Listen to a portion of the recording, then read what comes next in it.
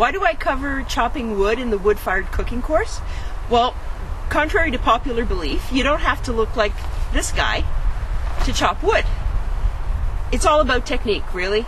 I'm vertically challenged. I only measure 5'4", and I chop wood just fine.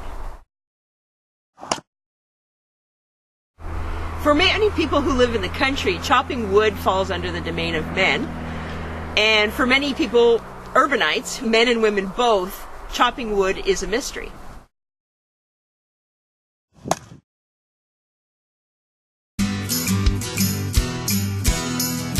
In terms of the tools that you need to chop wood, make sure you have some protective eyewear, gloves. This is a regular axe. This is about a 5-pounder, I think, in terms of its weight. A splitting maul. Splitting maul is really nice because this one here is quite heavy. I think it's about 8 pounds, but it's got the wedges into it. So it gives you more strength, especially when chopping into a knotted piece of wood on either side. And then the hatchet, the little hatchet for doing kindling, if you want to make some kindling.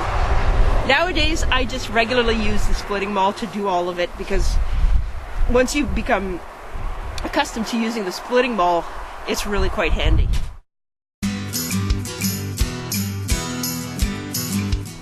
To me, chopping wood is like doing a martial art. It has less to do with strength and more to do with form.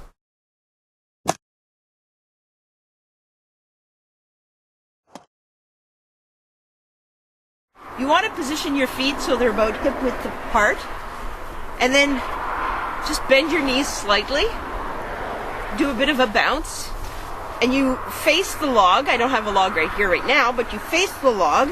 You stand about 2 feet away, depending on how tall you are. But if you're 5'4", you're wanting to stand about 2 feet away from the log. Keeping your knees slightly bent, you bring the axe up, and then you lower it. And you use the weight of the axe rather than the strength in your body to chop through the wood. So you let it do the work, and you let gravity do the work rather than slamming into the piece of wood.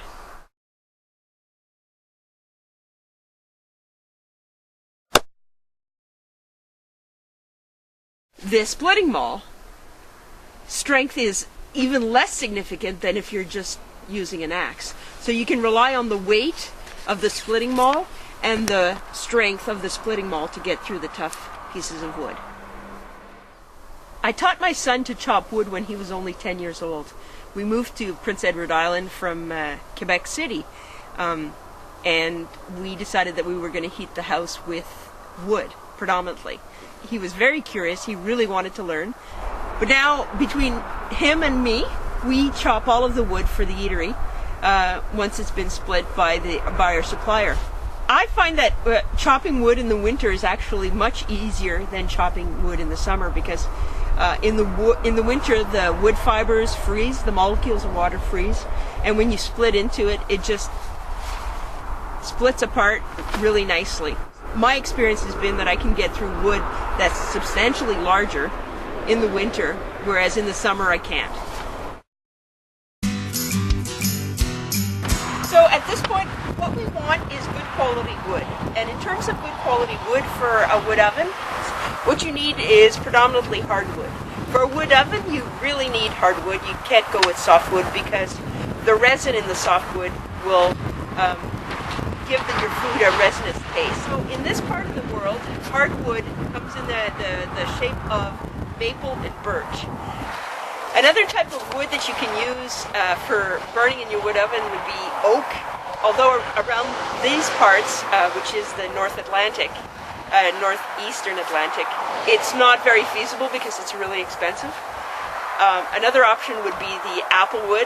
There's a lot of apple trees around, but I have a hard time with the idea of cutting down apple trees for making a fire.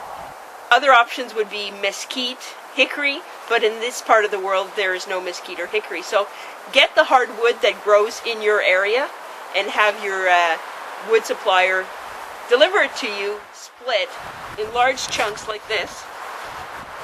And then from this, you can chop it up into smaller, more manageable sizes for your oven. So unless you're planning on chopping down your own trees and seasoning your own wood, you're going to have to find a reliable supplier to deliver split wood to you. You can alternatively, you can get poles, but the poles are going to imply a lot more work on your end. So what we do is we get the wood split, and from there we chop it down further. In our region, we can buy poles for about $125 per cord, whereas the bucked up wood, the already split wood, we're paying about $225 for. So it's up to you. Obviously you're going to put more work into it if you get the poles.